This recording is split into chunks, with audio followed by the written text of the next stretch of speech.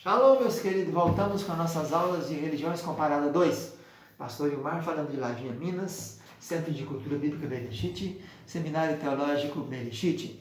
Estamos falando aqui de Minas Gerais, sul Capixaba, leste de Minas, curso ministrando as aulas do curso de Teologia nível básico. Nós estamos no livro número 2 e esse livro tem Religiões Comparada 2. Falamos de Testemunhas de Jeová e agora estamos falando de maçonaria. Primeira aula falamos então sobre as origens históricas, o conceito, a palavra, as grandes lojas. Na segunda falamos sobre então os princípios básicos e também mostramos, além dos princípios básicos, sobre símbolos e segredos. E agora falaremos dos ritos maçônicos. Existem alguns ritos, né? Tudo na maçonaria é secreto, fala-se muito de bode, montar no bode, e etc. Mas são lendas, né? Como existem lendas também que a maçonaria teria sido constituída no tempo da construção do Templo de Salomão.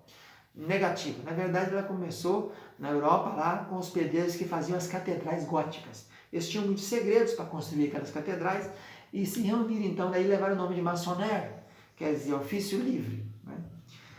Os ritos maçônicos são os seguintes: seus objetivos são alcançados através de graus, ritos e símbolos. Em geral, a maçonaria representa a arte de construir o homem.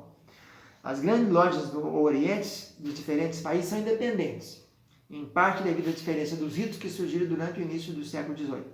Na França existem várias grandes lojas com ritos diferentes. Tem o rito escocês, o mais completo, né, que tem 33 graus, e o mais importante, mas tem também o rito de York, o rito francês, o rito prussiano e outros. A decoração do interior das lojas é semelhante à dos templos e o uso dos símbolos demonstra a mistura do racionalismo científico com cerimônias místicas. Se antigamente não se sabia nada sobre os rituais maçônicos, hoje já são divulgados através dos livros e das revistas próprias. O rito escocês, que é usado no Brasil, é o mais antigo, domina maçonarias inglesas, francesas e latino-americanas. Possui 33 graus de iniciação, nomeados em português assim: o primeiro é aprendiz, o segundo é companheiro, o terceiro é mestre, o quarto mestre secreto, o quinto mestre perfeito. O sexto grau é secretário íntimo, o sétimo intendente dos edifícios, o oitavo mestre em Israel, o nono eleito dos 9 e o 10º ilustre eleito dos 15. O 11º grau, sublime cavaleiro eleito, o 12º grau, mestre arquiteto, o 13º real arco, o 14º grande eleito, o 15º cavaleiro do Oriente, o 16º grande conselheiro, ou príncipe de Jerusalém, o 17 cavaleiro do Oriente e do Ocidente, o 18º grau, soberano príncipe Rosa Cruz. Não tem nada a ver com a religião dos Rosa Cruz, não. 19, grande pontífice. 20, venerável grão-mestre, soberano da maçonaria. Venerável, né, que é chamado assim, o camarada que dirige a loja. 21, cavaleiro prussiano. 22, cavaleiro real, ou príncipe do Líbano. 23, chefe do tabernáculo. 24, príncipe do tabernáculo. 25, cavaleiro da serpente de bronze. Tudo tem a ver, né, com o Êxodo, com a Bíblia, etc. 26, escocês trinitário, ou príncipe de Nerci. 27, grande comendador do templo. 28, cavaleiro do sol, sublime eleito da verdade. 29, grande escocês de Santo André da Escócia, o grão-mestre da luz. O 30º grau é grande inquisitor, ou cavaleiro Kadosh, o cavaleiro da águia branca e negra. 31, grande inspetor ou comendador. 32, sublime príncipe do real segredo. E o último grau do rito escocês, soberano grande inspetor geral. Você pode observar na nomenclatura desses nomes aí que tem muita influência de judaísmo, né? Os outros ritos são menos complicados e têm menos graus, no mínimo 3. Mas as formas de organização das lojas maçônicas são idênticas. A loja sempre se compõe de pelo menos 7 membros. Tem que ter 7 membros para começar uma loja. É o venerável mestre, 2 vigilantes, o orador, o secretário, o companheiro e o aprendiz.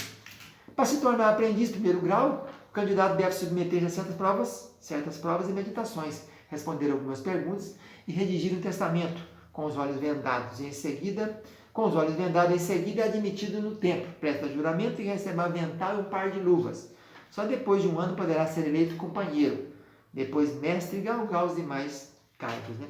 A cerimônia de iniciação não tem nada a ver com bode, não tem nada a ver com nada disso. Né? Um homem, antes de entrar na maçonaria, fez uma sindicância sobre sua vida, pregressa, familiar, pública, para verificar se tem boa moral, bons costumes. Né? Um funcionário impede a entrada dos estranhos no recinto da loja. A sessão é aberta com perguntas e respostas especiais, feitas para os mais graduados e os membros, e o objetivo é demonstrar o significado da natureza alegórica da cerimônia em andamento. Para a cerimônia de iniciação, a loja é aberta no primeiro grau. Cada grau tem sua própria cerimônia e seus próprios símbolos.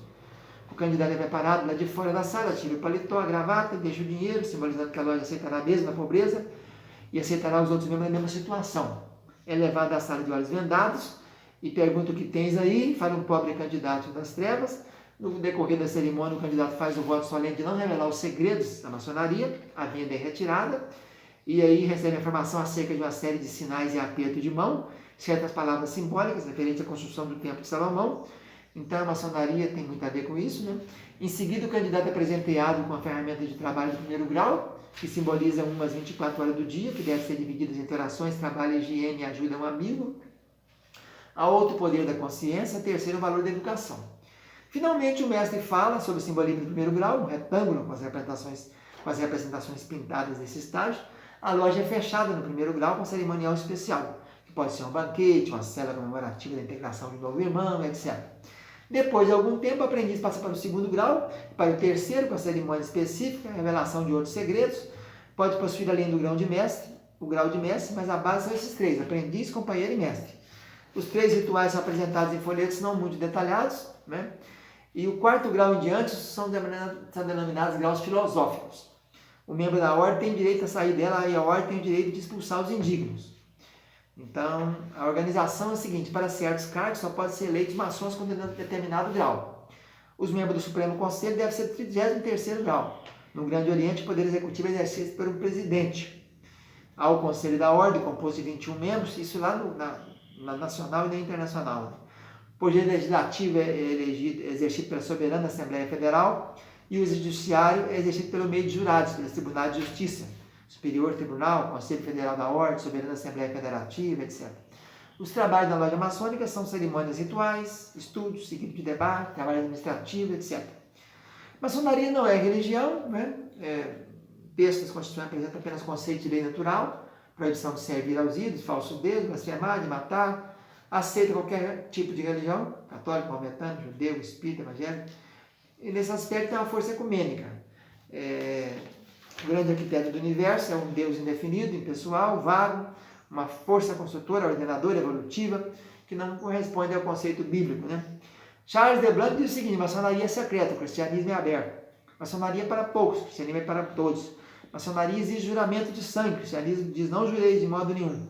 Maçonaria requer dinheiro e iniciação, o cristianismo requer arrependimento e fé.